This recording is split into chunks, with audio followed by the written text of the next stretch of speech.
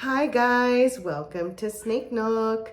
I'm Vanny and with me I have Winter, my yearling white wedding royal python or ball python. And the topic of today's video is looking at the ball python beyond the morph. Stay tuned. The royal python, or the ball python as it is more commonly known here in the United States, is, if not the one of the most popular pet snakes in our nation. Just as it is very popular in the pet trade, it is just as misunderstood. It is ironic that one of the snakes that is most commonly kept as a pet in the United States is also one of the most misunderstood. And there are many things to learn about the ball python that go beyond the morph. Sure, the morphs are beautiful to look at. The colors are brilliant. The designs, the patterns on the snakes are beautiful with all of the different morphs that are available nowadays. I didn't even know that there was a highway morph in the ball pythons. There is a freeway morph in the ball pythons, and I'm just wondering, is there a toll road morph in the ball pythons? Maybe there is, I just don't know it yet. But looking beyond the morphs, there is so much going on with this beautiful python that is an old world snake. That's right. This python is from the old world, from the continent of Africa, in countries like Ghana and Togo and Benin. Did you know that ball pythons are semi-arboreal, especially the males, and they even eat birds? That can be some of their prey in their natural environment. The females are more terrestrial for the most part, and they will climb trees, especially when the burrows that they live in may become flooded, depending on the season.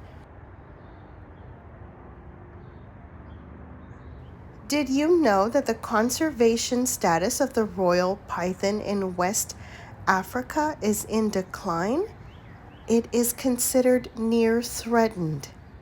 The python hunters that have come to depend on collecting gravid females for the pet trade have reported a decline in the numbers of pythons that they are finding in the wild. In their natural environment in the continent of Africa, these beautiful snakes inhabit places like grasslands, shrublands, open forests, savannas, and mammal burrows. Not just mammal burrows. So some people may believe that ball pythons can live in very small, tight spaces because they are known to inhabit mammal burrows in the wild. But that is not the only place that they will find a home in. A lot of ball pythons will find homes even in places like open forests.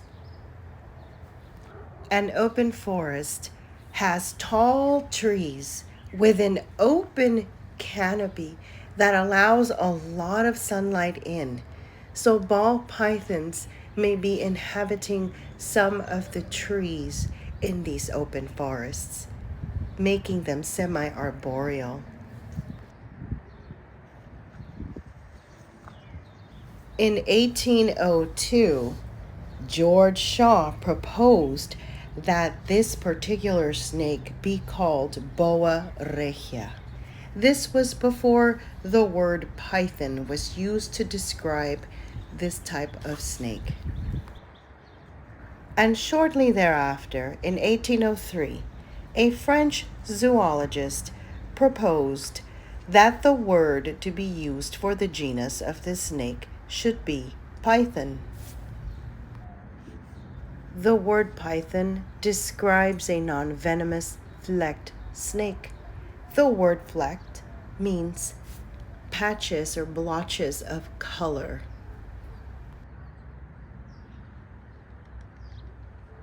Something that is most interesting about the royal python or the ball python, because this is where it gets its nickname, ball python, has to do with its anti-predator adaptation of curling into a tight ball, hiding its head completely underneath that tight ball that really and truly in nature is unpenetrable by most predators.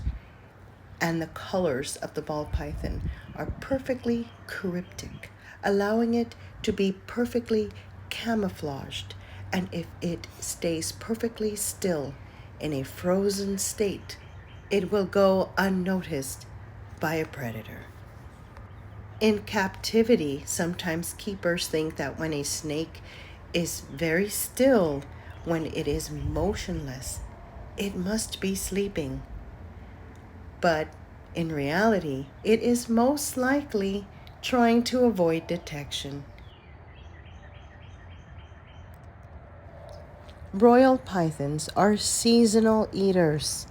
They do not eat year round, and sometimes they will go on feeding strikes that not only last weeks but can last months, according to the season.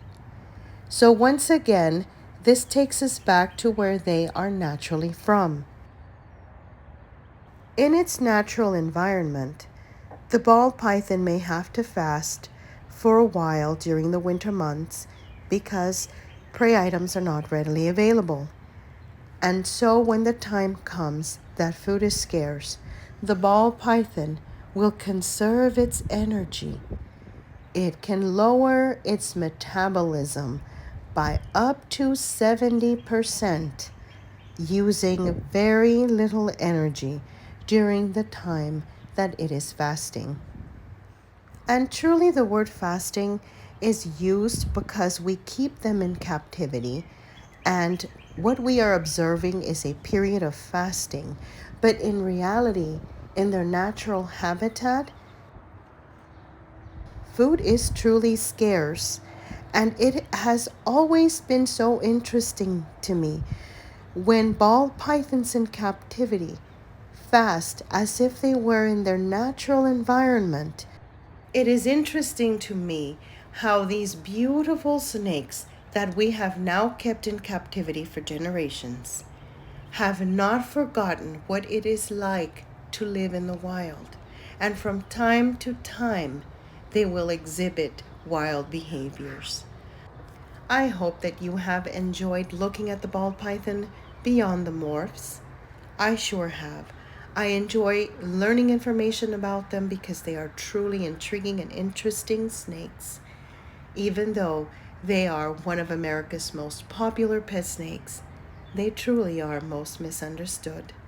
My own royal pythons have taught me that each snake is very much an individual. While some exhibit stereotypical behavior, others do not fit the mold whatsoever. Thank you so much for staying with us, guys. Y'all have a good one. Bye.